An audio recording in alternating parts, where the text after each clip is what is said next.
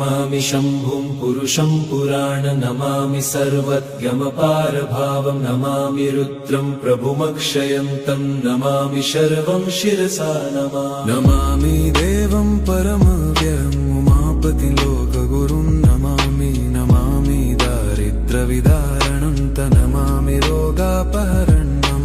नमामि कल्याणमचिन्त्यरूपं नमामि विश्वोत्थबीजरूपं नमामि विश्वस्थितिकारणं नमामि संहारकरं नमामि गौरीप्रियमव्ययं तं नमामि नित्यं क्षरमक्षरं तं नमामि चिद्रूपममेयभावं त्रिलोचनं तं शिरसा नमामि कारुण्यकरं भवस्य भयङ्करं वापि सदा नमामि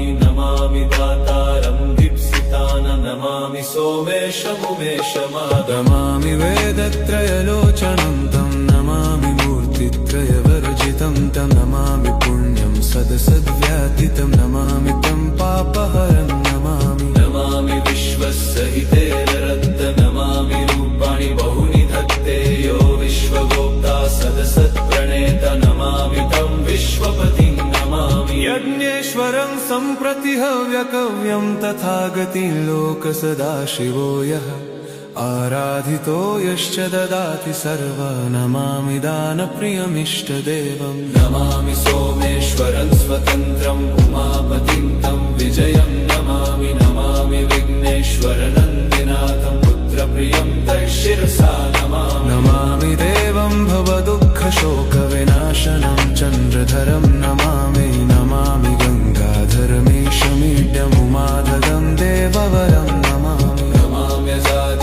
पुरन्दरादिसुरासुरैरचितपादपद्मं नमामि देवी मुखवादनान इक्षार्थमक्षित्रितयं यैष पञ्चामृतैर्गन्धसुधूपदीपैर्विचित्रपुष्पैर्विधैश्च मन्त्रैः अन्नप्रकारैः सकलोपचारैः सम्पूजितं सोममहं नमामि शम्भुं पुरुषं पुराण नमामि शरणं त्वमपारवाम नमामि रुद्रं प्रभुमक्षयन्त नमामि शर्वं शिरसा नमामि देवं परमव्ययम् उमापतिं लोकगुरुं नमामि दारिद्र्यविदारणं नमामि रोगापहरं नमामि कल्याणमचिन्त्यरूपं नमामि विश्वोत्थबीजरूपं नमामि विश्वस्थितिकारणं नमामि संहारकरं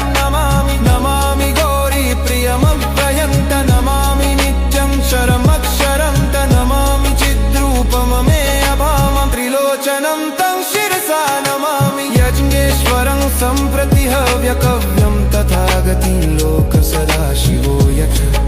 आराधितो यश्च ददाति सर्वा नमामि दानप्रियमिष्टदेवं नमामि सोमेश्वरं स्वतन्त्रम्